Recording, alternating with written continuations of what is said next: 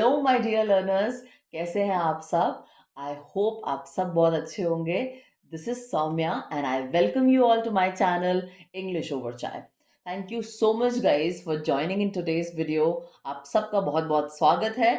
और आज हम इस वीडियो में किस बारे में बात करने वाले हैं? आज हम बात करने वाले हैं आपके सीबीएसई बोर्ड की जो क्लास 11th की बुक है हॉर्नबिल, उसका first chapter the portrait of a lady which is written by Khushwant Singh. अब हम देखते हैं कि पोर्ट्रेट ऑफ अ लेडी में खुशवंत सिंह क्या कहना चाहते हैं। ये एक शॉर्ट में अगर मैं आपको बताऊं तो ये खुशवंत सिंह जो ऑथर हैं उनके और उनके ग्रैंड मदर के बीच में किस तरह का रिलेशन रहा है, उनकी ग्रैंड मदर कैसी रही है, उसके बारे में ये कहानी है। It is a very beautiful story and without wasting any further time let's begin with the video today. तो आज इस वीडियो में हम कौन कौन से पॉइंट्स डिस्कस करने वाले हैं। आज सबसे पहले हम ऑथर के बारे में बात करेंगे, खुशवंत सिंह जी के बारे में, कि वो किस तरह की उनकी राइटिंग्स रहती थी, एक छोटा सा इंट्रोडक्शन। फिर आपको मैं चैप्टर एक्सप्लेन करूंगी। I thoroughly explain the entire chapter. ये वीडियो में भी थोड़ा सा लंबा हो सकता है क्योंकि मैं बिल्कुल भी नहीं चाहती हूँ कि जो भी वर्ड्स या कोई भी ऐसा फ्रेज रहे कि जिसको आपको क्लियर ना हो। So in order to understand this chapter very clearly, please last तक बने रहिएगा इस वीडियो में। एंड आई रियली होप कि आपको ये चैप्टर बहुत अच्छे से समझ में आएगा and you will really enjoy. But be patient and stay tuned today. Okay. And फिर हम वन लाइनर्स डिस्कस करेंगे। वन लाइनर्स 10 क्वेश्चन आंसर्स का सेट है। इसमें वन लाइन के आंसर्स हैं या वन वर्ड भी आंसर्स हो सकते हैं। और ये जनरली इसलिए कि आप एक सेल्फ एनालिसिस कर सकें कि आपके 10 में से कितने क्वेश्चन सही गए हैं, या मे बी सारे सही जाए तो बहुत अच्छी बात है, या जितना भी है कि आप अपने आप को एनालाइज कर सकें कि आपको चैप्टर कितना समझ में आया। ये सिर्फ इसीलिए है। एंड लास्ट में हम ग्लॉसरी डिस्कस करेंगे। जो भी डिफिकल्ट वर्ड्स मुझे लगे थे इस चैप्टर में होंगे, वो मैंने एक कंपाइल करके, एक इकट्ठा करके, एक जगह कलेक्ट करके आपको वीडियो के एंड में दे रखा है।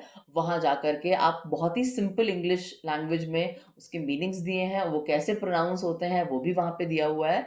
So I hope it will be very very very beneficial to you और आपको ये बहुत काम आएगा। चैप्टर को समझाते समय भी मैंने इन सारे वर्ड्स का मीनिंग ऑलरेडी आपको एक्सप्लेन मैं करूंगी ही। आपको इमेजेस के फॉर्म में या जैसे भी हो सकता है मैं उसको एक्सप्लेन करूंगी, बट लास्ट में भी ये दिया हुआ है। सो आई होप आपको ये पसंद आएगा। So let's begin with about the author. अब खुशवंत सिंह जी के बारे में, born on 2nd February 1915 to March 20th 2014, he was a highly regarded Indian writer known for his contribution to literature in various genres such as fiction, non-fiction and historical narratives. अब खुशवंत सिंह जो है ये बहुत ही highly regarded, बहुत ही popular, जाने माने Indian writer रहे हैं इंग्लिश के। बहुत ही योगदान रहा है इनका लिटरेचर में। फिक्शन लिखी है, नॉन फिक्शन, बहुत सारे हिस्टोरिकल नैरेटिव्स भी, यानी कि इतिहास के जो बहुत लंबे लंबे नरेशन वाली चीजें हैं, एक्सप्लेन करते हुए ऐसा क्यों हुआ, पूरा हिस्ट्री बहुत अच्छे से इन्होंने लिखा है और बहुत ही जाने माने राइटर रहे हैं। He authored several acclaimed books including Train to Pakistan and The Company of Women.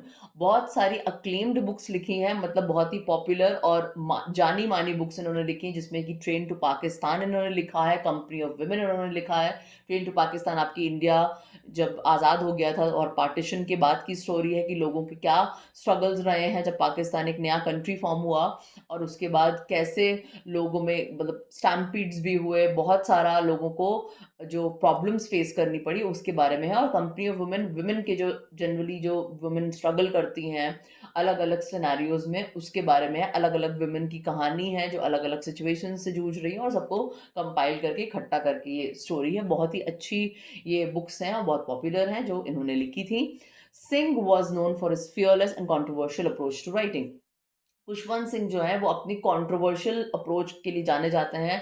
ये बिल्कुल ही निडर होकर के लिखते हैं, इनको बिल्कुल भी डर नहीं है कि कोई क्या कहेगा या कोई मुझ पे आकर के कुछ कह भी सकता है, इस बात का इन्हें कोई चिंता नहीं है। और बहुत ही कंट्रोवर्सी रहती है, यानी कि विवाद होने का, वाद विवाद का चांस रहता है, इनकी इस तरह की अप्रोच ऑफ राइटिंग है। और उसकी वही वजह है that he is very fearless in his writings. Okay, now let's begin with the chapter explanation. जो पोर्ट्रेट ऑफ अ लेडी देखते हैं क्या है चैप्टर में। My grandmother, like everybody's grandmother, was an old woman. She had been old and wrinkled for the 20 years that I had known her.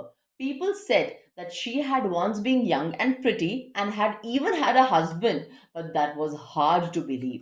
अब author इसमें क्या कहते हैं कि उनकी जो ग्रैंड मदर थी, लाइक एवरीबडीज ग्रैंड मदर, अब हम सबकी ग्रैंड मदर भी कुछ ऐसी दिखती हैं, तो वैसे ही खुशवंत सिंह जी भी लिखते हैं कि सभी की ग्रैंड मदर की तरह मेरी ग्रैंड मदर भी एक बूढ़ी वुमन थी, एक बूढ़ी औरत थी।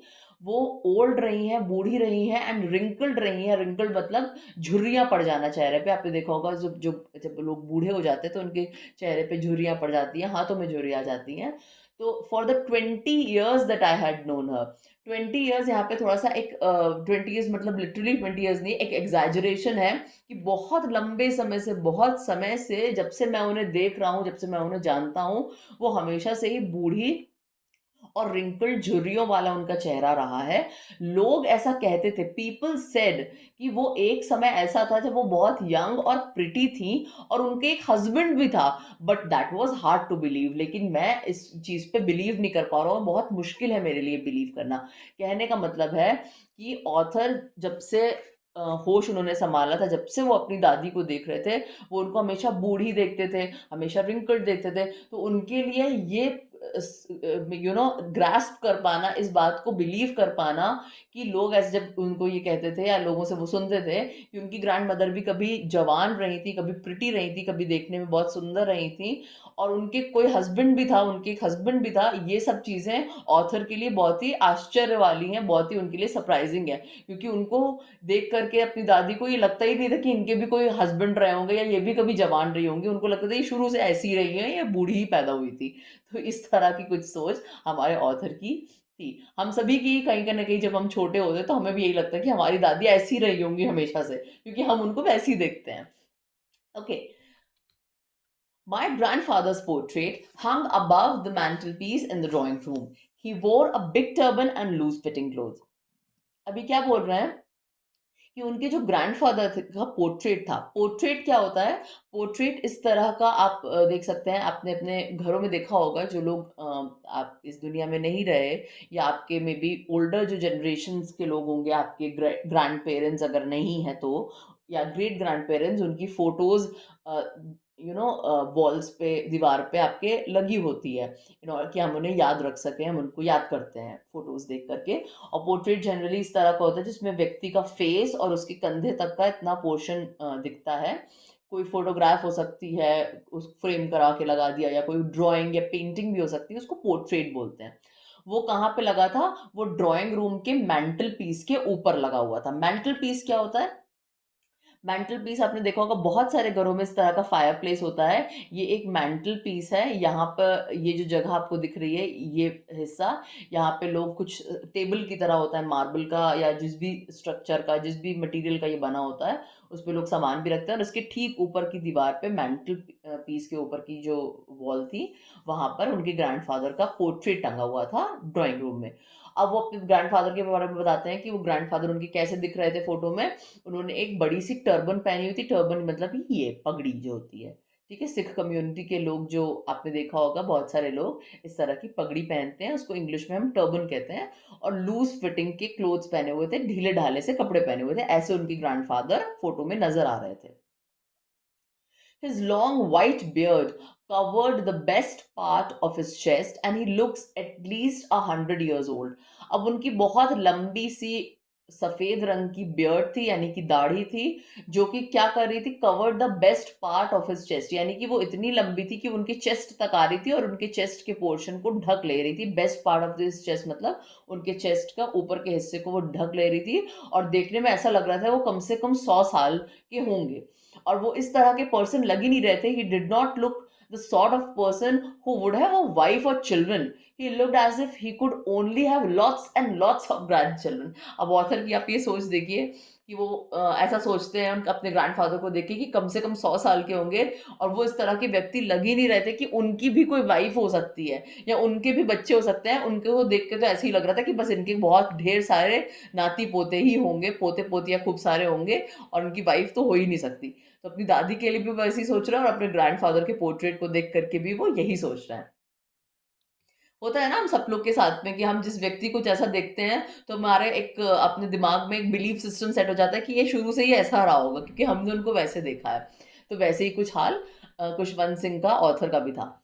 अभी नेक्स्ट क्या कहते हैं, as for my grandmother being young and pretty the thought was almost revolting. अब इस लाइन का क्या मतलब हुआ, the thought was almost revolting.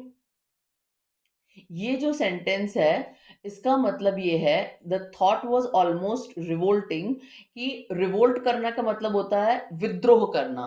कहने का मतलब है कि ये आइडिया या ये बिलीव कि उनकी ग्रैंड मदर कभी जवान रही होंगी, कभी देखने में खूबसूरत रही होंगी, ये जो थॉट है, ये जो सोच है, ये मेरे लिए विद्रोह करता था। यानी कि मैंने जो अपने दिमाग में एक सिस्टम, बिलीफ सिस्टम सेट किया था, उसका बिल्कुल ये ऑपोजिट था।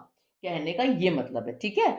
She often told us of the games she used to play as a child that seemed quite absurd and undignified on her part, and we treated it like the fables of the prophets she used to tell us.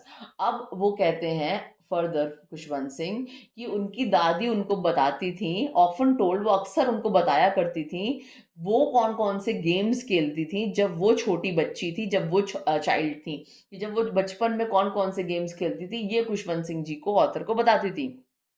तो ये बहुत ही उनके लिए absurd सा था। absurd का क्या मतलब होता है, बहुत ही निरर्थक सा, बहुत ही सिली सा, कि उनको ये लगता था कि ये कैसी बातें कर रही हैं, ऐसा हो ही नहीं सकता, इलॉजिकल बात कर रही हैं ये कैसे गेम खेल सकती हैं, ये कैसे बचपन जी सकती हैं, ये तो ऐसी ही रही होंगी। तो क्योंकि वो इतना स्ट्रांग उनका ये थॉट हो गया था कि मेरी ग्रैंड मदर ऐसी बूढ़ी और ऐसी रिंकल्ड शुरू से रही होंगी, कि वो ये इमेजिन ही नहीं कर पा रहे थे कि वो भी कभी बच्ची रही होंगी या वो भी कभी गेम्स खेलती होंगी। ओके। एंड अनडिग्निफाइड, अनडिग्निफाइड का क्या मतलब होता है, डिग्निफाइड या डिग्निटी का मतलब होता है रिस्पेक्ट। किसी की जो एक डिग्निटी होती है, जैसे कहते हैं ना अपनी डिग्निटी मेंटेन करो, यानी कि अपनी इज्जत, जो आपकी रिस्पेक्ट है। ओके।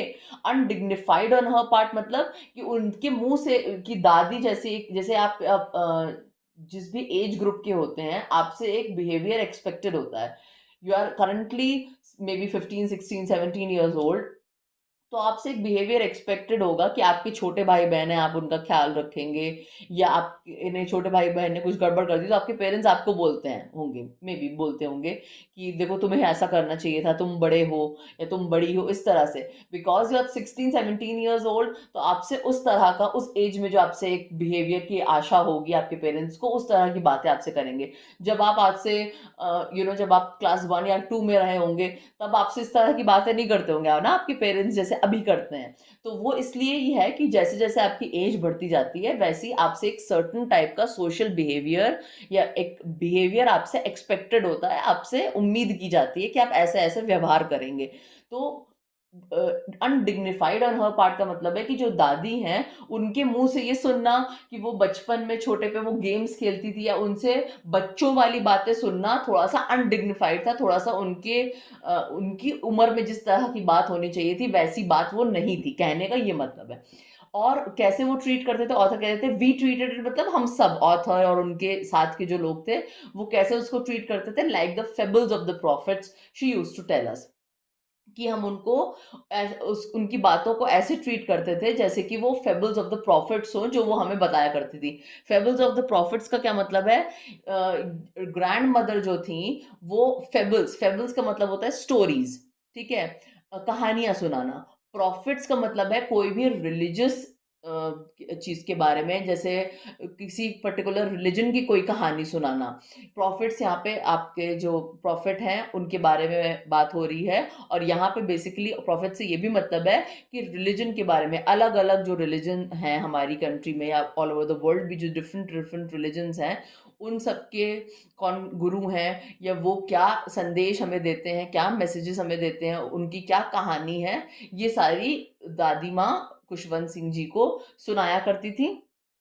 और यही रीजन जो है था कि मतलब खुशवंत सिंह जी ये समझते थे कि ये भी फेबल्स ऑफ द प्रॉफिट है, और वो उनको एक कहानी की तरह मान लेते थे, जो वो ये बात बताती थी कि वो बच्चों की तरह खेलती थी। आई होप आपको ये थोड़ा सा ट्रिकी था, बट आपको समझ में आ गया होगा। नहीं समझ में आया हो, you can always ask me in the comment section और on my email ID. Okay, आगे बढ़ते हैं। She had always been short and fat and slightly bent. Her face was a crisscross of wrinkles running from everywhere to everywhere. अब वो अपने grand mother का physical description बताते हैं कि उनकी ग्रैंड मदर देखने में कैसी लगती थी। तो उस पे वो कहते हैं कि वो हमेशा से ही बहुत ही छोटी हाइट की, बहुत ही शॉर्ट सी थी, फैट थी, मोटी थी और स्लाइटली बेंट थी, थोड़ी सी झुक के वो चलती थी। आपने देखा होगा बहुत सारे जो बुजुर्ग लोग हैं वो झुक के चलते हैं, वो बेंट होकर के चलते हैं, क्योंकि वो सीधे खड़े नहीं हो पाते, उन्हें तकलीफ होती है, उनकी बॉडी वीक हो जाती है, हड्डियाँ कमज़ोर हो जाती हैं उसी वज़ह से। तो ऑथर की ग्रैंडमदर भी वैसी ही चलती थी। उनका जो फेस था वो क्रिस क्रॉस ऑफ रिंकल्स था। क्रिस क्रॉस मतलब आपने देखा होगा जब इस तरह से झुर्रियाँ पड़ जाती हैं चेहरे पे, तो ऐसे cross, cross, cross, cross type का दिखता होगा पूरे चेहरे में झुर्रियों की वज़ह से।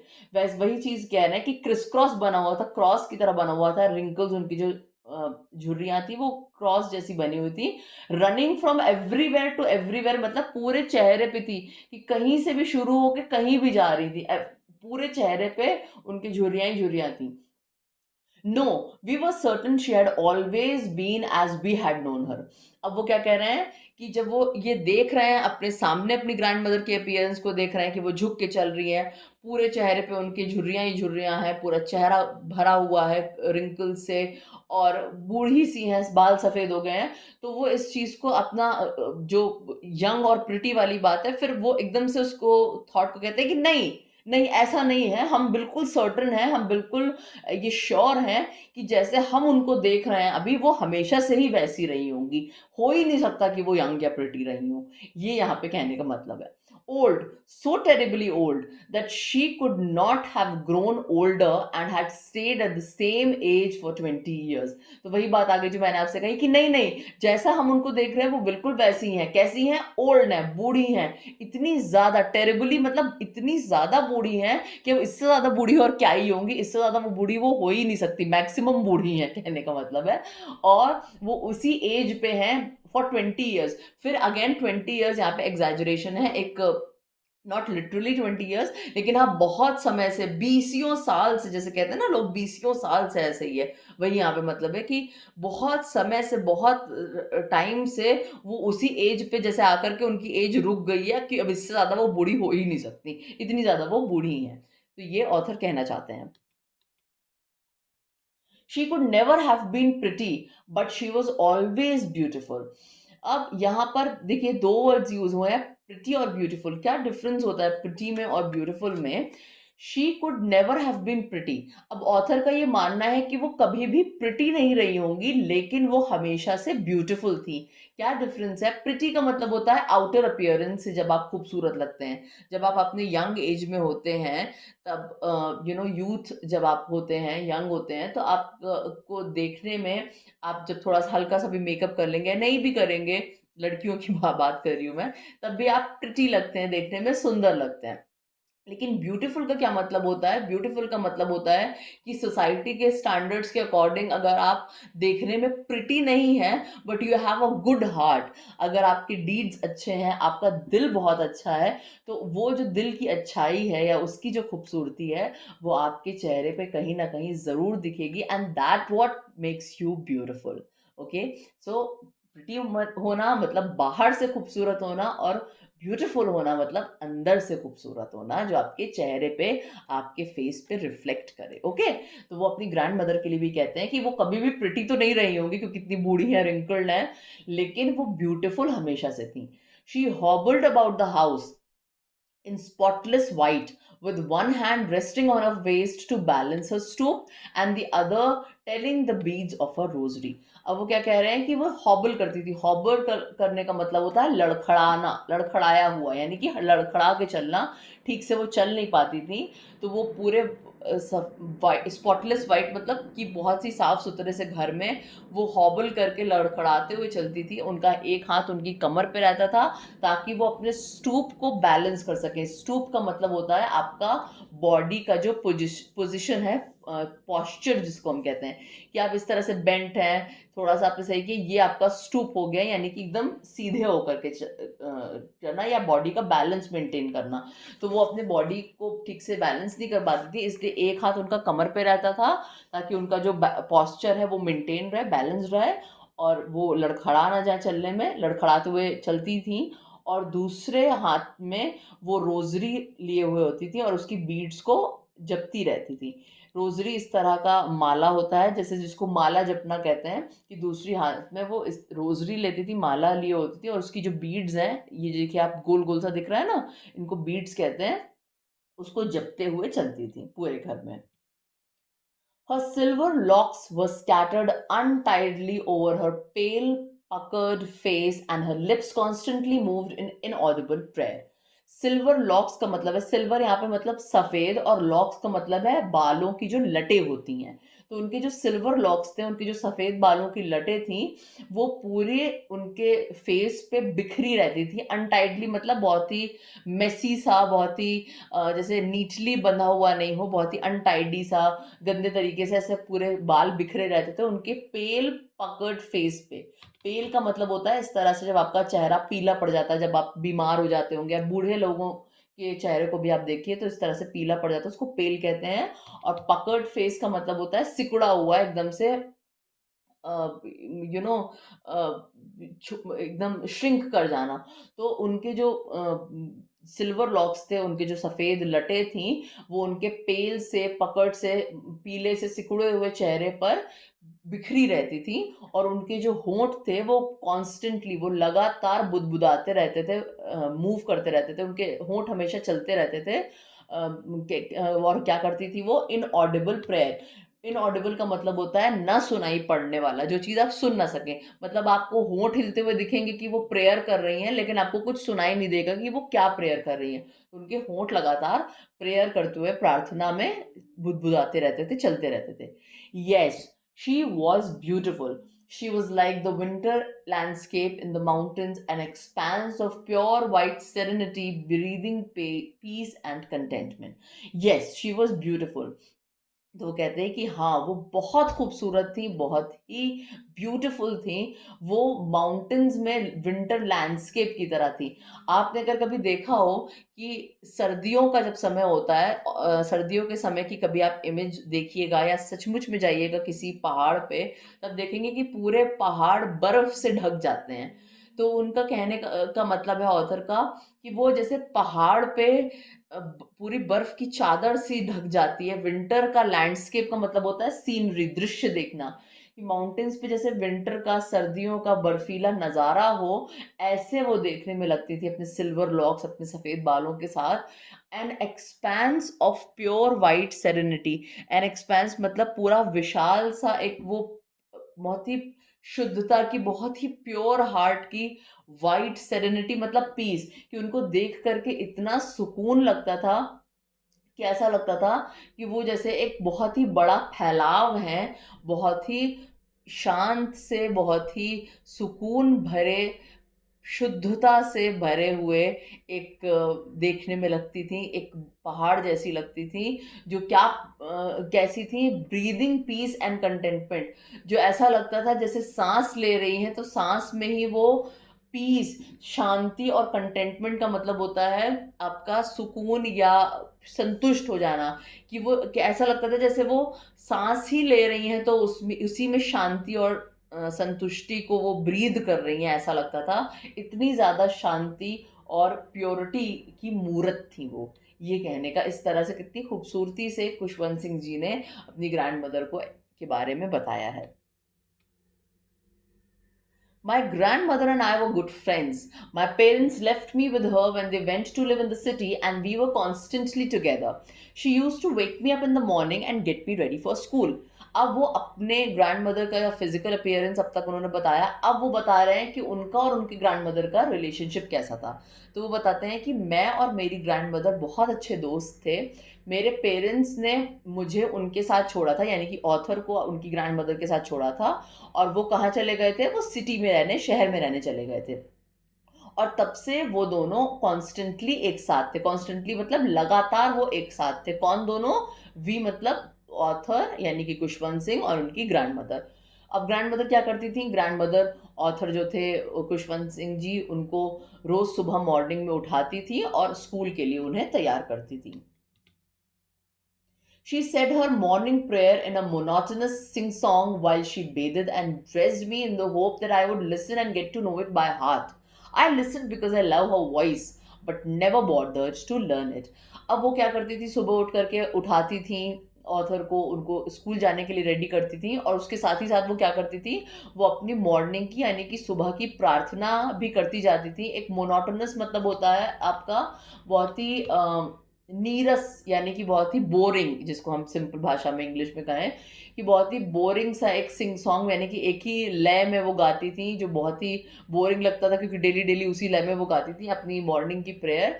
जब वो ऑथर को नहलाती थी या उनको तैयार करती थी स्कूल के लिए, किस लिए वो ये गाती थी, उनको ये उम्मीद थी कि ऑथर जो हैं वो उसको डेली डेली जब सुनेंगे वो उसको अच्छी तरह से सुनेंगे और उसको बाय हार्ट लर्न कर लेंगे, उसको याद कर लेंगे। अब ऑथर क्या कहते हैं कि मैं उसको क्यों सुनता था, वो ऑथर क्यों सुनते थे उनके सिंग सॉन्ग को, क्योंकि वो उनकी आवाज़ को पसंद करते थे, उनको उनकी आवाज़ बहुत अच्छी लगती थी, बहुत मीठी लगती थी। लेकिन ऑथर को उसको लर्न करने का कोई इरादा नहीं था। He never bother to learn it, यानी कि उन्होंने उसको सीखने की बिल्कुल भी कभी भी कोशिश नहीं की। Then she would fetch my wooden slate which she had already washed and plastered with yellow chalk, a tiny earthen ink pot, and a red pen, tie them all in a bundle and hand it to me. अब ये सब prayer वगैरह वो करती थी, author भी उनको सुनते थे। फिर वो क्या करती थी, वो ऑथर जो थे उनका वुडन यानी कि लकड़ी का स्लेट लेकर के आती थी। आपने देखा होगा बहुत पहले के टाइम में तो यूज होता था, अब आई डोंट नो स्लेट कितना यूज होता है, बट जो छोटे बच्चे होते हैं जो अपनी पढ़ाई की शुरुआत करते हैं, नर्सरी में केजी में होते हैं, वो स्लेट लेकर के जाते थे हैं। और वो जैसे एक मिनी ब्लैक बोर्ड आप समझ लीजिए, उस पर चौक से लिखा जाता है जो भी टीचर पढ़ाते हैं स्कूल में, और डस्टर होता है या ऐसे भी कपड़े, गीले कपड़े से भी उसको पोंछ सकते हैं, और फिर कोई नया वर्ड इस तरह से लिख लिख के बच्चे अल्फाबेट्स वगैरह या बाकी चीज़ें सीखते हैं। तो वैसे ही जो ग्रैंड मदर थी, वो ऑथर का भी जो लकड़ी का स्लेट था, जो ऑलरेडी वॉश करके रखा था, धो के उन्होंने रखा था और प्लास्टर करके रखा था येलो चौक से, यानी कि पूरा तैयार करके उनको उन्होंने स्लेट रखा था कि ऑथर के लिए बिल्कुल रेडी करके कि अगले दिन वो जा करके उस पर लिख सकें। ये रखती थी, वो स्लेट रखती थी, और क्या रखती थी, एक टाइनी अर्दन इंक पॉट। पहले के टाइम में, आजकल जो पेन्स आते हैं आपके जेल या डॉट पेन्स, उसमें ऑलरेडी बहुत अच्छी क्वालिटी की रिफिल का लॉक सिस्टम होता है, बट पहले के ज़माने में क्या कैसे इंक होता था कि एक इंक पॉट आता था, एक छोटी सी डिब्बी आती थी, उसके अंदर इंक भरी होती थी, उसके अंदर जिसको हम दवात भी कहते हैं उस इंक पॉट को हिंदी में, उसके अंदर इंक भरी होती थी और एक अलग से पेन आता था, उस पेन को उस इंक में डुबोया जाता था और तब लिखा जाता था, फिर वो खत्म हो जाता था, फिर डुबोते थे इंक पॉट में और फिर लिखते थे। इस तरह से पहले के टाइम पे पेन आते थे। तो अर्दन का मतलब होता है मिट्टी का। तो ऑथर का एक छोटा सा मिट्टी का इंक पॉट यानी कि दवात, एक रेड पेन, एक रेड कलर का पेन, और एक और वही वुडन स्लेट, इन सारी चीजों को वो क्या करती थी, tie them all in a bundle, एक बंडल में उसको बांध देती थी और हैंड टू मी, यानी कि और ऑथर को दे देती थी, हैंड ओवर कर देती थी। After a breakfast of thick stale chapati with little butter and sugar spread on it, we went to school. She carried several stale chapatis with her for the village dogs. अब next क्या बताते हैं author कि फिर उसके बाद क्या होता था कि जब ये हैंड ओवर कर देती थी, उसके बाद ब्रेकफास्ट में वो लोग क्या खाते थे, ब्रेकफास्ट में एक मोटी सी स्टेल, स्टेल मतलब सिंपल भाषा में बासी, जो फ्रेश नहीं है आपका और बहुत कुछ टाइम पहले बनी है, बासी रोटी। तो मोटी सी बासी रोटी खाते थे, उस पे क्या लगाते थे, थोड़ा सा बटर लगाते थे, मक्खन लगाते थे, और चीनी उस पे छिड़क देते थे, जिसको हम बुरकना भी कहते हैं हिंदी में, स्प्रेड कर देते थे उसके ऊपर, और वो उसको रोल बना करके उसको खा करके दोनों लोग स्कूल चले जाते थे। She carried several stale chapatis for the village dogs, वो बहुत सारी स्टेल चपातीज विलेज डॉग्स के लिए भी कैरी करती थी। दोनों लोग साथ में स्कूल जाते थे। अब दोनों लोग साथ में स्कूल क्यों जाते थे, ऑथर अकेले क्यों नहीं स्कूल जाते थे, अब ये हमें आगे फर्दर पता चलता है। Let's see. My grandmother always went to school with me.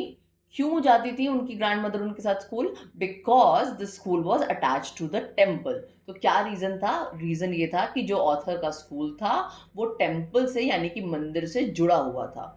The priest taught us the alphabet and the morning prayer, while the children sat in rows on either side of the veranda, singing the alphabet or the prayer in a chorus. My grandmother sat inside reading the scriptures. When we had both finished, we would walk back together. अब क्या बता रहे हैं author कि जो उनकी grand mother थी वो उनके साथ स्कूल इसलिए जाती थी क्योंकि जो स्कूल था वो टेम्पल से जुड़ा हुआ था, अटैच था। जो प्रीस्ट थे, जो वहाँ के टेम्पल के पुजारी थे, वो बच्चों को क्या सिखाते थे, वो अल्फ़ाबेट सिखाते थे, मॉर्निंग की प्रेयर सिखाते थे, ये सब पढ़ाते थे। बच्चे जो थे वो रोज़ में बैठते थे, पंक्ति जिसको हम हिंदी में कहते हैं, रोज़ में वो बैठते हुए थे either side of the veranda, यानी कि बरामदे में। ईदर साइड मतलब आमने सामने करके इस तरह से पंक्ति बना के, रो बना के बैठते थे। और वो वहाँ पे क्या गाते थे, वो अल्फ़ाबेट जो सीखते थे उसको गा गा के पढ़ते थे, और मॉर्निंग जो प्रेयर है उसको भी कोरस में गाते थे। कोरस का क्या मतलब होता है, कोरस इस तरह से जब आप ग्रुप में गाते हैं कोई, उसको कोरस कहते हैं। ग्रुप सिंगिंग को हम कोरस कहते हैं। तो वो भी इस तरह से गाते थे ऑथर बाकी अपने जो फेलो क्लासमेट्स हैं उनके साथ। और जबकि उनकी ग्रैंड मदर क्या करती थी, वो अंदर बैठ करके, यानी कि मंदिर के अंदर बैठ करके वो वहाँ पे स्क्रिप्चर्स पढ़ती थी। स्क्रिप्चर्स का क्या मतलब हुआ, जो धार्मिक ग्रंथ होते हैं वो सब वो वहाँ पे पढ़ती थी। और जब दोनों लोग फिनिश कर लेते थे, यानी कि ऑथर अपना स्कूल ख़त्म कर लेते थे और ग्रैंड मदर जो थी वो अपने स्क्रिप्चर्स पढ़ना ख़त्म कर लेती थी, तो दोनों लोग साथ ही वापस भी जाते थे। This time, the village dogs would meet us at the temple door. They followed us to our home, growling and fighting with each other for the chapatis we threw to them. अब इस time क्या होता था, जब वो लोग वापस school over हो गया और उनका जो स्क्रिप्चर्स रीडिंग है वो भी ओवर हो जाती थी, तब वो लोग वापस जाते थे अपने घर साथ साथ। और इस समय क्या होता था कि जो विलेज के डॉग्स होते थे, जो कुत्ते होते थे, वो उनको टेम्पल के डोर पे मिलते थे। क्यों मिलते थे, क्योंकि डेली ही ग्रैंड मदर जो थी वो स्टेल चपातीज अपने साथ लेके जाती थी। तो मे बी वो जब लौटते समय कुत्तों को डालती होंगी, तो इसी उम्मीद में कि उनको खाना मिलेगा, कुत्ते वहां पे जाकर के खड़े हो जाते थे टेम्पल के डोर पे और वहां पे उन लोगों को मिलते थे। They followed us to our home, growling and fighting with each other. Dogs क्या करते थे, डॉग्स फॉलो करते थे उनको, ग्रैंड मदर को और ऑथर को, उनके घर तक। ग्राउलिंग मतलब होता है गुर्राना। जैसे आपने देखा होगा कि आपने खाना डाला किसी डॉग, किसी स्ट्रीट डॉग को, और 4-5 कुत्ते वहां पे और आ गए, तो सब एक दूसरे से गुर्राने लगते थे, एक दूसरे से लड़ने लगते थे कि कौन खाना लगा, और खाने के लिए छीना झपटी होने लगती थी। तो वैसे ही कुछ यहाँ पे भी होता था कि वो भी गुर्राने लगते थे, लड़ने लगते थे एक दूसरे से, जो चपातीज वो उनको डालते थे उसके लिए, खाने के लिए। When my parents were comfortably settled in the city, they sent for us. That was a turning point in our friendship. Author क्या कहते हैं, तो अब फर्दर ऑथर क्या कहते हैं कि जब हम लोग कंफर्टेबली, इनके पेरेंट्स जो हैं वो सिटी में सेटल हो गए, जब वो रहने लग गए, तब उन्होंने दे सेंट फॉर अस, यानी कि तब उन्होंने हमें भी बुलवा लिया शहर में रहने के लिए। और ये जो समय था, ये ऑथर और उनकी ग्रैंड मदर की जो फ्रेंडशिप थी उसका एक टर्निंग पॉइंट था। यानी कि ये जो चीज़ थी उनकी फ्रेंडशिप में, जो उनकी एक बॉन्डिंग थी, उसमें एक टर्निंग पॉइंट की तरह साबित हुआ था। टर्निंग पॉइंट का क्या मतलब होता है, एक बहुत बड़ा चेंज, कि आपकी एक रूटीन लाइफ चल रही है, कोई ऐसी घटना हो गई, अच्छी या बुरी कैसी भी, जिसने आपकी जिंदगी ही बदल दी, एकदम से सब चेंज हो गया, उसको टर्निंग पॉइंट कहते हैं। तो वैसे उनकी दोस्ती में भी ये टर्निंग पॉइंट आया। Although we shared the same room, my grandmother no longer came to school with me. I used to go to an English school in a motor bus. अब ऑथर क्या कहते हैं कि हालांकि शहर में, जब सिटी में वो लोग शिफ्ट हो गए, तो हालांकि वो लोग सेम रूम शेयर करते थे, यानी कि वो और उनकी ग्रैंड मदर एक ही कमरे में रहते थे, लेकिन उनकी जो ग्रैंड मदर थी, अब वो उनके साथ स्कूल नहीं जाती थी, उनको छोड़ने के लिए स्कूल तक नहीं जाती थी। I used to go to an English school. अब ऑथर जो थे वो एक इंग्लिश मीडियम स्कूल में पढ़ने लगे थे, और वो मोटर बस से, आपने भी देखा होगा आपके स्कूल में बहुत से स्टूडेंट्स जो होते होंगे वो स्कूल बस जो होती होगी उससे आते जाते होंगे, बहुत से बच्चे साइकिल से जाते हैं। तो वैसे ही ऑथर भी अब मोटर बस से, अब स्कूल बस से इंग्लिश मीडियम स्कूल में पढ़ने लगे थे और वहां जाते थे। There were no dogs in the streets and she took to feeding sparrows in the courtyard of our city house. अब उन्हें स्ट्रीट्स पे कोई डॉग्स नहीं मिलते थे, क्योंकि जब वो मोटर बस से आते जाते थे तो उसका कोई सवाल ही नहीं पैदा होता है कि उनको डॉग्स दिखेंगे स्ट्रीट में या कुछ फीड होगा, इस तरह के कोई सिस्टम यहाँ पे नहीं था शहर में। और अब वो क्या करती थी, अब वो जो शहर का घर था वहां पे जो आंगन था, कोर्टयार्ड मतलब होता है घर का आंगन, वहां पे वो स्पेरोज को फीड करती थी, जो गौरैया आती थी, जो चिड़िया आती थी, अब वो उनको फीड करती थी, उनको खाना खिलाती थी. As the years rolled by, we saw less of each other. For some time, she continued to wake me up and get me ready for school. When I came back, she would ask me what the teacher had taught me. अब जैसे जैसे साल बीतते चले गए, we saw less of each other. We saw less of each other का मतलब हुआ कि हम अब एक दूसरे से इंटरेक्शन हमारा कम हो गया. वी सॉ का मतलब एक दूसरे को देखते हम कम थे. एज ये लिटरली मतलब नहीं है, एक दूसरे को देखते थे हम कम, इसका ये मतलब हुआ कि हम एक दूसरे से, अब बातचीत हमारी कम होती थी और हम ज़्यादा एक दूसरे से की लाइफ में इन्वॉल्व नहीं होते थे, बहुत ज़्यादा एक दूसरे से बात नहीं करते थे. कुछ समय तक शुरुआत में वो ऑथर को उठाती थी सुबह और उनको स्कूल के लिए तैयार करती थी. और जब वो ऑथर अपने स्कूल से पढ़ के आ जाते थे तो वो उनसे पूछती भी थी कि टीचर ने क्या उनको पढ़ाया, क्या पढ़ाई हुई. I would tell her the English words and the little things of Western science and learning, the law of gravity, Archimedes' principle, the world being round, etc. This made her unhappy. अब जब वो पूछती थी कि teacher ने क्या पढ़ाया तुम्हारे इंग्लिश मीडियम स्कूल में, तो ऑथर उनको बताते थे कि आज मुझे इंग्लिश के वर्ड्स सीखने को मिले और वेस्टर्न साइंस यानी कि जो वेस्ट में जो साइंटिफिक टेक्नोलॉजी है या साइंस है वो सब के बारे में पढ़ाई हुई, वो सब लर्निंग हुई. लॉ ऑफ ग्रेविटी हमें पढ़ाया गया, आर्किमिडीज का प्रिंसिपल, ये सब आई होप आपने पढ़ा होगा साइंस में. ये और वर्ल्ड जो है वो गोल है, दुनिया गोल है ज्योग्राफी में, तो ये सब हमें पढ़ाया गया.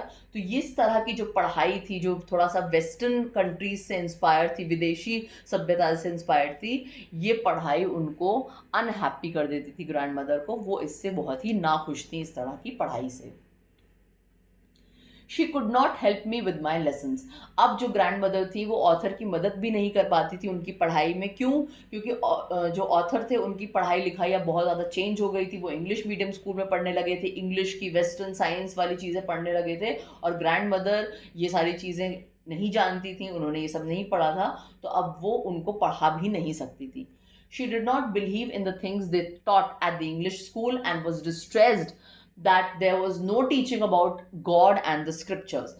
वो बिल्कुल भी इन सारी चीज़ों में विश्वास नहीं करती थी जो इंग्लिश मीडियम स्कूल में उनको ऑथर को पढ़ाया जाता था, और बहुत ज़्यादा डिस्ट्रेस थी यानी कि बहुत ज़्यादा परेशान थी इस बात को लेकर के कि गॉड के बारे में, स्क्रिप्चर्स के, धार्मिक ग्रंथों के बारे में कोई पढ़ाई ही नहीं होती है. बच्चों को धर्म की शिक्षा या ईश्वर से संबंधित स्पिरिचुअल चीज़ों से रिलेटेड कोई भी ज्ञान नहीं दिया जा रहा है. इससे वो बहुत ज़्यादा दुखी थी, और ये सब इंग्लिश मीडियम और वेस्टर्न विदेशी टाइप की जो पढ़ाई थी इससे वो बहुत ज़्यादा परेशान हो गई थी, नाखुश थी.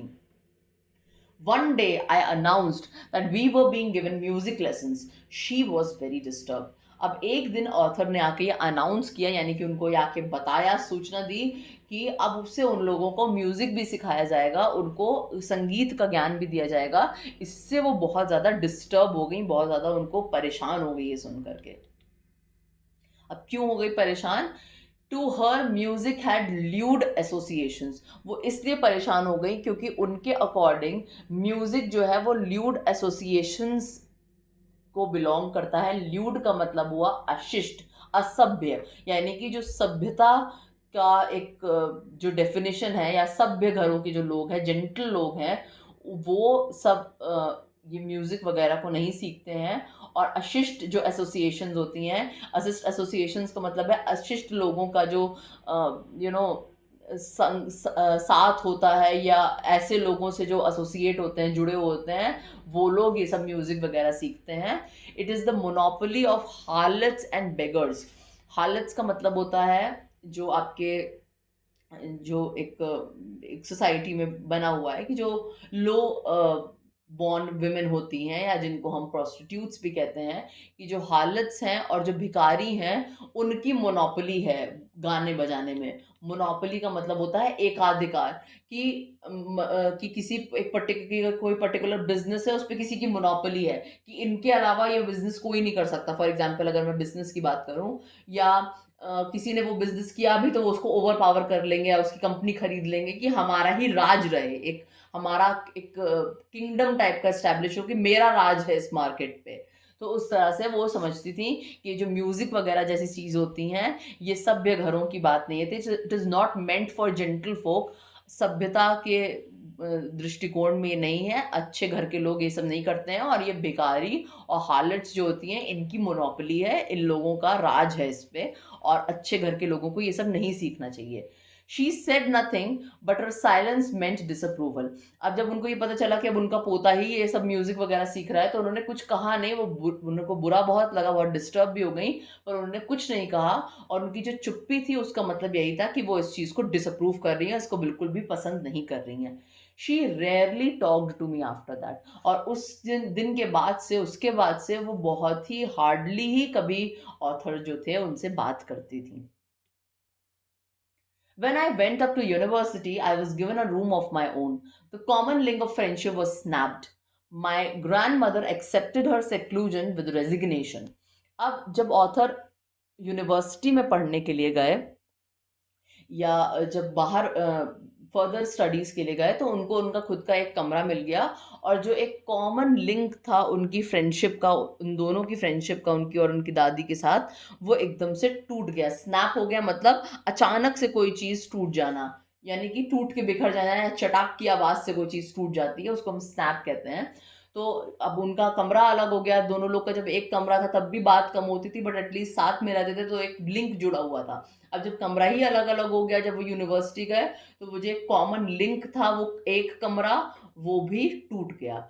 उनकी जो ग्रैंड मदर थी, उन्होंने अपना सेक्लूजन एक्सेप्ट कर लिया था विद रेजिग्नेशन। इसका क्या मतलब उस लाइन का, कि उन्होंने चुपचाप, जो उनकी सेक्लूजन मतलब अलग थलग, बिल्कुल अकेला पड़ जाना, कि जो उनका अकेलापन था, उन्होंने उस चीज को बहुत ही शांति पूर्वक स्वीकार कर लिया था कि उनको अकेले ही रहना है अब। She rarely left her spinning wheel to talk to anyone. अब वो जो उनका स्पिनिंग व्हील था, यानी कि जो उनकी पहिए वाली कुर्सी थी, जो व्हील चेयर थी, उसको वो शायद ही कभी छोड़ती थी और किसी से बात करती थी। वो बिल्कुल अपने उसी में ही मगन रहती थी। From sunrise to sunset she sat by her wheel spinning and reciting prayers. वो सुबह से लेके, सूरज उगने से लेके सूरज ढलने तक, वो उसी व्हील पर बैठे बैठे बस माला जपती रहती थी और अपनी प्रेयर्स को कहती रहती थी। बस वो एक यही काम रह गया था उनके पास। उन्होंने अपने अकेलेपन को स्वीकार कर लिया था, और अब वो ऑथर से भी बहुत ही कम इंटरेक्शन करती थी।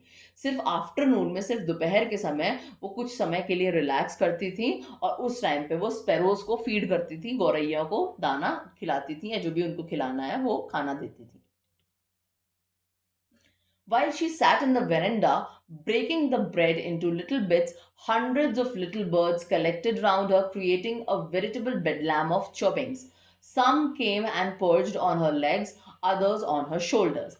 अब जब वो वेरेंडा में बैठती थी, तब वो क्या करती थी, वो अब जो फीड करती थी स्पैरोज को, वो तरीका बता रहे हैं ऑथर, कि वो बरामदा, जो बरामदा था वहां पे बैठ जाती थी, ब्रेड लेती थी, उसको छोटे छोटे टुकड़ों में तोड़ती थी। और जब वो ऐसा करती थी तो सैकड़ों चिड़िया, छोटी छोटी बर्ड्स जो थी, वो उनके आसपास कलेक्ट हो जाती थी, आसपास उनको घेर लेती थी, creating a veritable bedlam of choppings. Veritable bedlam का क्या मतलब होता है, बहुत ज्यादा शोर शराबा, या बहुत ज्यादा क्योस मचा देना, बहुत ज्यादा नॉइज हो जाना, ठीक है। तो वो सारी चिड़िया भी अपनी चहचहाहट से खूब ज्यादा शोर करती थी, और शोर मचाते हुए उनके आसपास सैकड़ों चिड़िया आकर के बैठ जाती थी। Some came and perched on her legs, others on her shoulders. अब कुछ जो चिड़िया थी वो आकर के उनके लेग्स पर पर्च कर जाती थी। पर्च का मतलब होता है जब चिड़िया उड़ती है और उड़ने के बाद वो इस तरह से किसी डाली पे बैठ जाती है, उसको पर्च करना कहते हैं। चिड़िया का डाल पे बैठना इज पर्च। ओके, सो कुछ चिड़िया उनके लेग्स पे पर्च करती थी, लेग्स पे बैठ जाती थी, और कुछ उनके कंधे पे बैठ जाती थी, और कुछ कुछ तो उनके सिर पे भी बैठ जाती थी। वो स्माइल करती थी, ग्रैंड मदर जो थी वो ये देखकर बहुत खुश होती थी, बहुत मुस्कुराती थी, but never should them away. Should them away, should यहाँ पे जो वर्ड आया है वो साउंड से निकला है, कि जब भी आप किसी चिड़िया को या किसी एनिमल को भगाते तो आप शू, हट या शू इस तरह से आवाज निकालते हैं। तो वही यहाँ पे उसको यूज किया गया है, कि वो कभी भी उनको भगाती नहीं थी, शू शू करके उनको हटाती नहीं थी, कहने का ये मतलब है। It use to be the happiest half hour of the day for her. वो उनके पूरे दिन के सबसे खुशहाल, सबसे खुशी वाले आधे घंटे होते थे, यानी कि आधे घंटे का टाइम वो जो रिलैक्स होने के लिए लेती थी और चिड़ियों को खाना देती थी, वो उनकी दिन का सबसे खुशी वाला आधा घंटा होता था. When I decided to go abroad for further studies, I was sure my grandmother would be as upset. I would be away for 5 years, and at her age, one could never tell. अब author क्या कहते हैं कि जब उन्होंने ये decide किया आगे कि वो अपनी फर्दर स्टडीज़ के लिए, अपने आगे की हायर स्टडीज़ के लिए अब्रॉड जाएंगे, विदेश जाएंगे पढ़ने के लिए, तो वो बहुत ज़्यादा उनको यकीन था इस बात पे कि उनकी ग्रैंड मदर बहुत उदास हो जाएंगी, बहुत ज़्यादा अपसेट हो जाएंगी. क्यों उनको ऐसा लगा था? क्योंकि उनको लगा था कि वो पूरे 5 साल जैसे लंबे समय के लिए बाहर जा रहे हैं, विदेश जा रहे हैं, और उनकी जो उम्र है, जो उनकी ग्रैंड मदर की उम्र है, वन कुड नेवर टेल.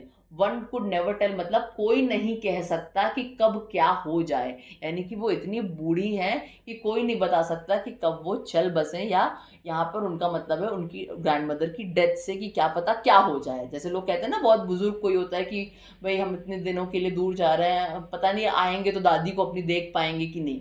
क्यों कहते हैं? क्योंकि पता है कि ऑलरेडी वो इतनी ज्यादा बूढ़ी हैं कि कब क्या हो जाए कुछ नहीं कह सकते. तो वही ऑथर का कहने का मतलब है. But my grand mother could.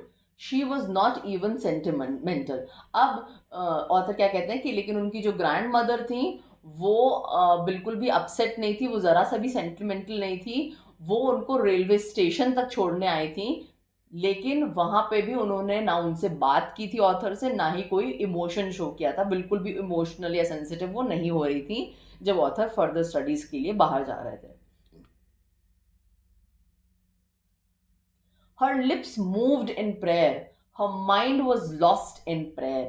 Her fingers were busy telling the beads of her rosary. अब उनके जो होठ थे लगातार वो बुदबुदा रही थी, यानी कि जब वो ऑथर को स्टेशन पे छोड़ने भी आई तब भी वो उनके जो होठ थे वो लगातार चल रहे थे, प्रेयर कर रही थी, और उनका जो माइंड था वो भी खोया हुआ था प्रेयर में, या बिल्कुल डूबा हुआ था भक्ति में. उनके जो फिंगर्स थी, उनकी जो उंगलियां थी वो बिजी थी, बिल्कुल लगातार चल रही थी माला जपने में. आपने देखा होगा, बहुत आपकी दादी या नानी वगैरह को कभी देखिए, वो जब माला जपती होंगी तो इस तरह से उनकी उंगलियां जल्दी जल्दी जल्दी जल्दी चलती हैं. तो वैसे वो भी बिजी थी, उनके फिंगर्स जो थे वो माला जपने में बिजी थी, और माइंड बिल्कुल खोया हुआ था प्रेयर में, भगवान में, और होंठ भी लगातार प्रेयर बुदबुदा रहे थे. Silently she kissed my forehead, and when I left, I cherished the moist imprint as perhaps the last sign of physical contact between us. चुपचाप से, बहुत ही शांति से उन्होंने ऑथर के माथे को चूमा, और ये जो था जो इम्प्रिंट था, इम्प्रिंट मतलब जो उनका किस था ऑथर के फोरहेड पे, माथे पे, उसको ऑथर ने बहुत ज़्यादा चेरिश किया, यानी कि बहुत ज़्यादा उसको अपने दिल में, अपने अंदर उतार लिया. क्यों उतार लिया? क्योंकि उनको ऐसा लग रहा था कि मे बी उन दोनों के बीच का, उनकी और उनकी दादी के बीच का ये आखिरी साइन हो फिजिकल कांटेक्ट का, एक फिजिकल टच का ये लास्ट साइन भी हो सकता है. इसलिए वो उस मॉइस्ट यानी कि गीले से इम्प्रिंट को, उस छाप को अपने अंदर समा लेना चाहते थे. I hope it is clear to you. But that was not so. लेकिन ऑथर क्या कहते हैं कि ये जो उनकी सोच थी कि मे बी ये लास्ट टाइम अपनी दादी को देख रहे हैं, 5 साल के लिए जा रहे हैं, कब क्या हो जाए, ऐसा कुछ भी नहीं हुआ. After 5 years I came back home and was met by her at the station. जब 5 साल की पढ़ाई पूरी करने के बाद वो वापस अपने घर आए तो वो स्टेशन पे उन्हें लेने के लिए, उनको रिसीव करने के लिए खड़ी थी, और वो वहां पे अपनी दादी से मिले. She did not look a day older. वो एक दिन भी बूढ़ी और नहीं लग रही थी. जैसा वो उनको छोड़ के गए थे 5 साल पहले, वो एग्जैक्टली वैसी ही दिख रही थी. She still had no time for words, and while she clasped me in her arms, I could hear her reciting her prayers.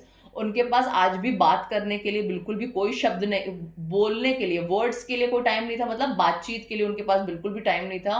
और जब उन्होंने ऑथर को अपने आर्म्स में क्लैस्प किया, यानी कि अपने बाहों में भरा या उनको गले लगाया, तो ऑथर ने कहा कि मैं सुन सकता था कि वो तब भी अपनी प्रेयर को रिसाइट कर रही हैं. धीरे धीरे मैं सुन पा रहा था, जब मैं गले लगा तो मुझे सुनाई दिया कि वो अपनी प्रेयर्स में ही लगी हुई हैं, वो उसी को ही रिसाइट कर रही हैं.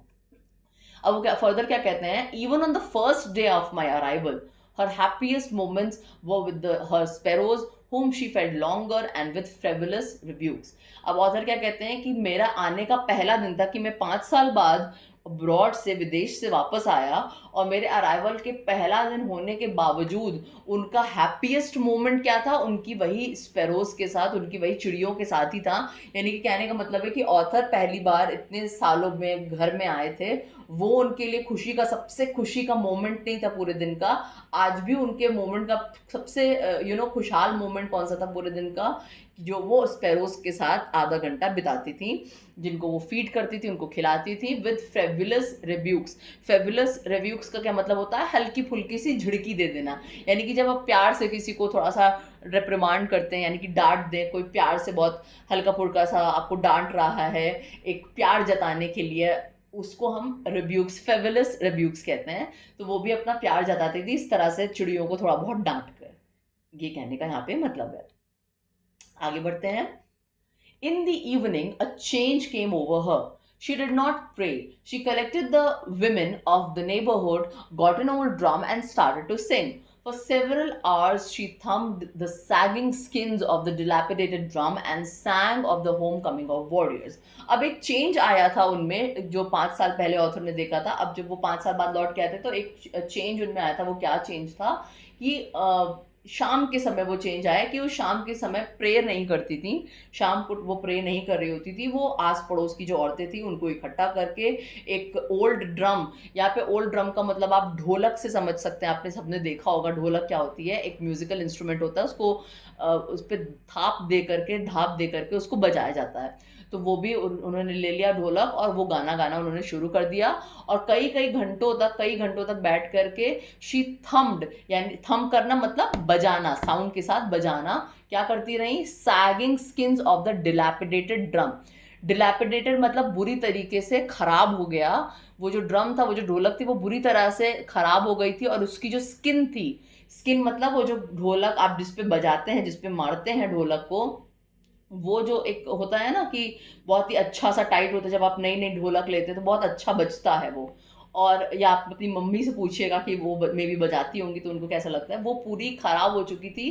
सैग मतलब लटक आना, कि उसकी भी जो जो ड्रम था उसकी स्किन भी बिल्कुल लटकी लटकी सी थी, बहुत ही खराब सा ड्रम था और ढोलक थी। और उसको वो कई घंटों तक थंप करती रही, यानी कि उसको बजाती रही। और क्या गाने वो गा रही थी, वॉरियर्स के घर वापसी के गाने गा रही थी, यानी कि कोई सिपाही या कोई योद्धा के घर वापसी के गाने गा रही थी। मे बी वो उस तरह का सॉन्ग क्यों गा रही होंगी कि ऑथर कई सालों बाद घर वापस आए हैं, तो उसके लिए शायद वो आस पड़ोस की औरतों को कलेक्ट करके इस तरह से उनकी आने की खुशी में ये मे बी कर रही हो, वी डोंट नो।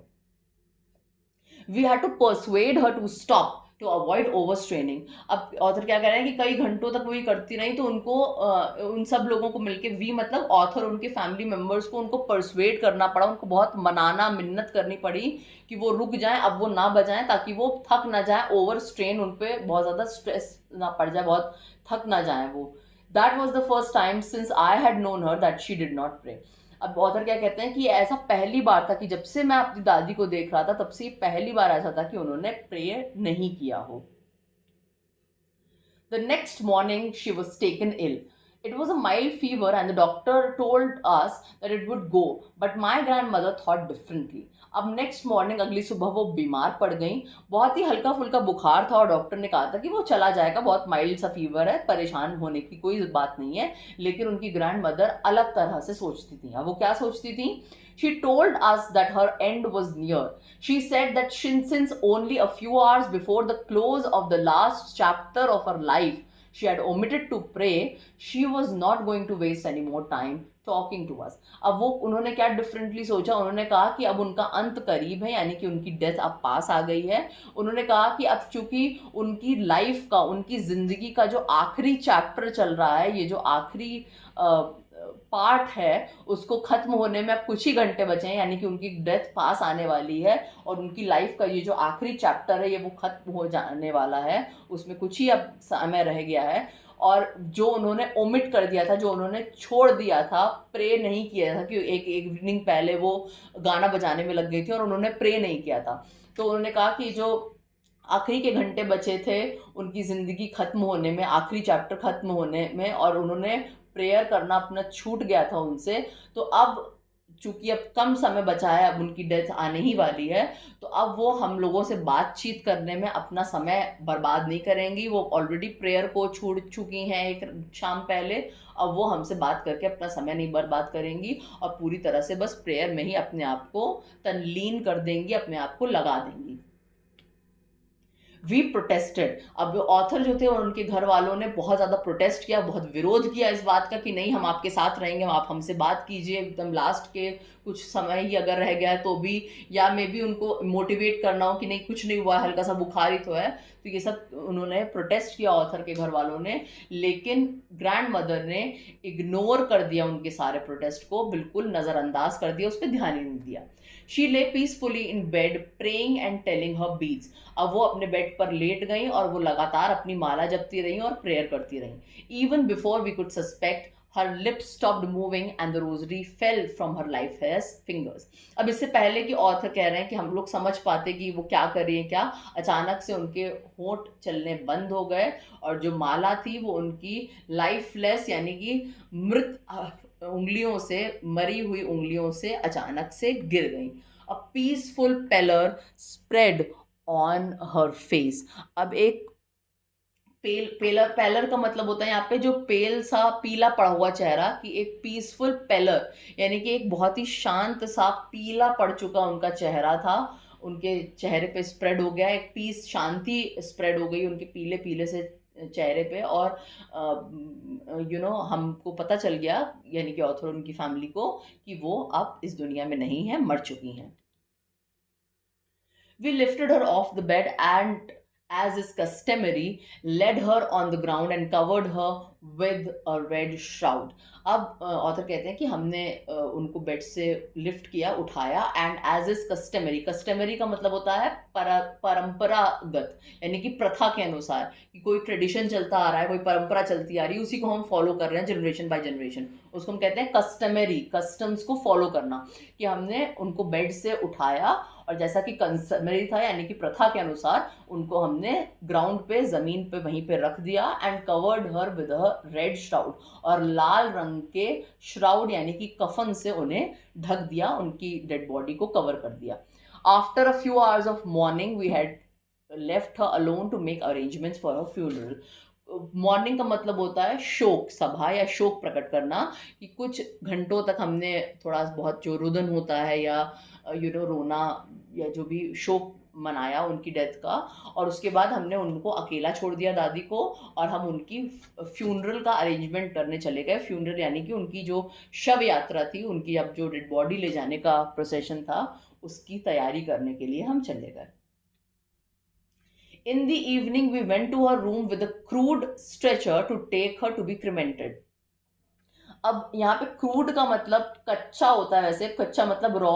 तो इवनिंग में, शाम के समय हम उनके कमरे में गए। क्रूड स्ट्रेचर यानी कि कच्चा सा स्ट्रेचर, आपने देखा होगा अर्थी जिस पे उठाते हैं, तो वो एक लकड़ी का बांस का सा बना होता है, उसमें अटैच होता है दो हॉरिजॉन्टल, जैसे सीढ़ी होती है ना, कि दो ऐसे बड़े बड़े से डंडे जैसे हैं और उसमें खांचे से बने हुए हैं, और सीढ़ी के शेप का, इस तरह के शेप का आप देख सकते हैं, इस तरह से लाइंस होती हैं और इस तरह से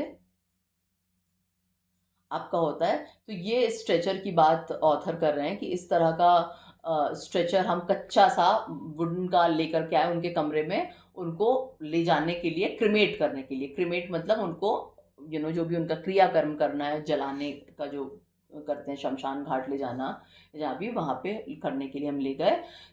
the sun was setting and had lit her room and verandah with a blaze of golden light. अब उस समय सूरज ढल रहा था और दादी माँ का जो कमरा था और जो बरामदा था, वो एक गोल्डन कलर की ब्लेज के साथ दिख रहा था, यानी कि सूरज जो ढल रहा था उसकी सुनहरी सी रोशनी पूरा कमरे को ढक रही थी। एक ब्लेज, एक पूरे किरणें फैल रही थी उनके कमरे में और वरांडा में। We stopped halfway in the courtyard, all over the veranda, and in her room, right up to where she lay dead and stiff, wrapped in the red shroud. Thousands of sparrows sat scattered on the floor. There was no chirping. अब वो क्या बोलते हैं author कि जब वो उनको lift करके उस स्ट्रेचर पे रख करके ले जा रहे थे, तो जब वो कोर्टयार्ड पे यानी कि आंगन में आधे रास्ते पे रुक गए। क्यों रुक गए? क्योंकि पूरे वरांडा में और उनके कमरे में जहां पर right up where she lay dead, यानी कि जहां पे उनकी डेड बॉडी एग्जैक्टली रखी हुई थी, एग्जैक्टली उस जगह पे, और जहां पे उनको कफन से लपेट करके जमीन पे रखा था, उस जगह से लेकर पूरे बरामदे में हजारों गौरैया, हजारों चिड़िया फ्लोर पर बैठी हुई थी। सैट स्कैटर्ड मतलब फैला के, यानी कि पूरे में फैल करके बैठी हुई थी, और एक भी चिड़िया चहचहा नहीं रही थी। There was no chirping. We felt sorry for the birds, and my mother fetched some bread for them. She broke it into little crumbs the way my grandmother used to and threw it to them. अब उन्होंने क्या कहा कि हम लोगों को चिड़ियों के लिए, बर्ड्स के लिए बहुत बुरा लगा। तब ऑथर की जो मदर थी, उन्होंने क्या किया, उन्होंने कुछ ब्रेड लिया और उसको छोटे छोटे टुकड़ों में तोड़ दिया, और जैसे कि उनकी ग्रैंड मदर करती थी, ऑथर की ग्रैंड मदर करती थी, वैसे ही ऑथर की मदर ने भी वो छोटे छोटे टुकड़ों में करके और चिड़ियों को डाल दिया, उनके सामने सामने फेंक दिया। The sparrows took no notice of the bread. When we carried my grandmother's corpse off, they flew away quietly. Next morning, the sweeper swept the bread crumbs into the dustbin. अब जो स्पैरोज थी, उन्होंने bread की तरफ देखा तक नहीं। जब वो अपने ग्रैंड मदर का कॉर्प्स का मतलब होता है डेड बॉडी या लाश, जब वो उनकी अपनी ग्रैंड मदर के कॉर्प्स को ले गए, तो वो बहुत ही चुपचाप, बहुत शांति से वहां से उड़ गई। अगली मॉर्निंग, अगली सुबह, जो स्वीपर था, जो साफ करने वाला सफाई कर्मी आता था, उसने ब्रेड क्रम्स को साफ करके झाड़ू से उन्हें डस्टबिन में फेंक दिया। यानी कि जो चिड़िया थी वो कितनी ज्यादा, आप देखिए द लैंग्वेज ऑफ लव, कितनी ज्यादा वो उनकी ग्रैंड मदर से अटैच हो गई थी कि वो, उन्होंने देखा तक नहीं ब्रेड की तरफ, और इतना ज्यादा वो ग्रैंड मदर की डेथ से दुखी थी, और अपना इस तरह से वो अपना दुख प्रकट कर रही थी। Okay, so with this we have come to the end of the chapter. अब वन लाइनर्स कर लेते हैं। आप भी देखिए, एनालाइज करिए कि आप कितने क्वेश्चंस को करेक्टली आंसर कर पाते हैं, and this will help you to know कि आपकी अंडरस्टैंडिंग कितनी ज्यादा हुई है।